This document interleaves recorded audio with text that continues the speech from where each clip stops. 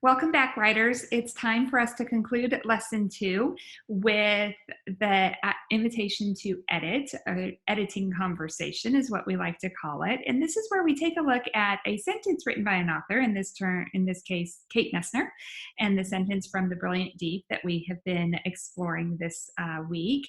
And what happens when we take that sentence and we change it up in some way? What effect does it have on the reader?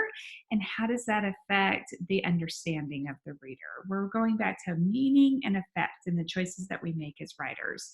So this sentence, he watched TV shows about underwater explorer Jacques Cousteau.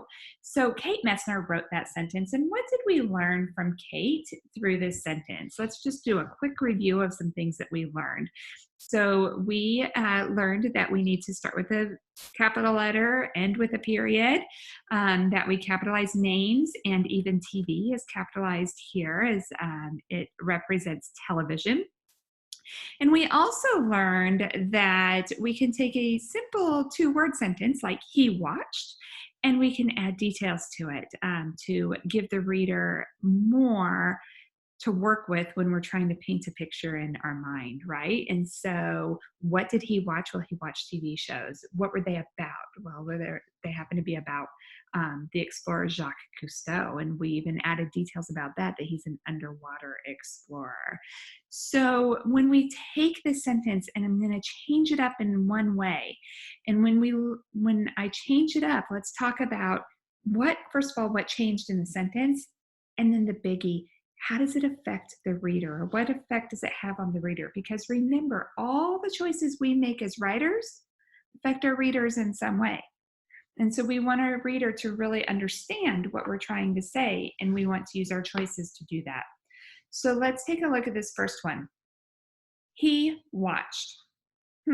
What has changed?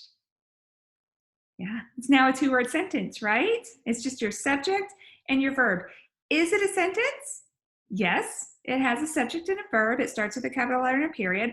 It's a sentence, but it doesn't tell us a whole lot. We aren't able to really paint a picture in our mind, right? We took all of those details and made it just the 2-word sentence that doesn't give us a whole lot to work with when we're trying to picture it in our mind. We don't know what he watched. We don't know what that was about. We don't really know a whole lot. What about this one? What changed here?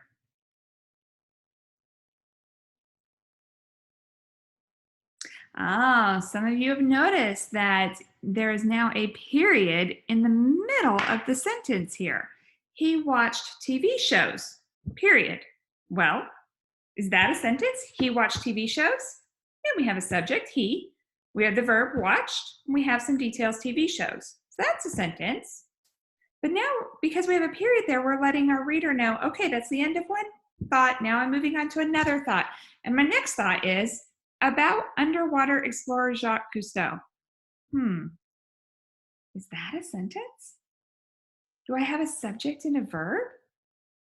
Well, maybe have a subject, but not really. I mean, there is a who in there, Jacques Cousteau, but we don't know what he's doing. And we're starting with about, so I'm kind of lost there as well. So about underwater explorer Jacques Cousteau is not really a sentence by itself. And as a reader, I'm really confused. So as a writer, we want to make sure that we're putting our punctuation in a place that is going to help our reader understand what we're trying to say. And if we put periods in places that leave non-sentences there, okay, about underwater explorer Jacques Cousteau, that's really confusing for the reader. So we want to make our choices about where our ending punctuation goes. What about this last one? Let's see if I can move this up. He watched TV shows about underwater explorer Jacques Cousteau. What changed here? Oh, the ED is no longer on watch. So it makes it present tense, like it's happening now. But does it make sense? He watch. He watch. Oh, we're talking about one, right? He is one. So what do we need to do to that verb? Yeah, it should be he watches because we want our subject and our verb to agree, right? So he watches TV shows about underwater exploring.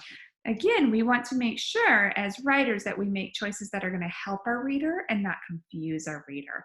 And as a reader, I'm a little confused there. He watched TV shows. For some reason, I get kind of caught up on that because it doesn't really make sense. And as a writer, we don't want our readers to get caught up on things. We want them to be able to read it and make pictures in their mind and continue to be engaged with our writing. So that's all we have for lesson 2. I hope that you enjoyed adding details to your sentences, adding details to your writing, and I look forward to seeing you at the next lesson. Stay healthy, drink lots of water, and keep those hands clean.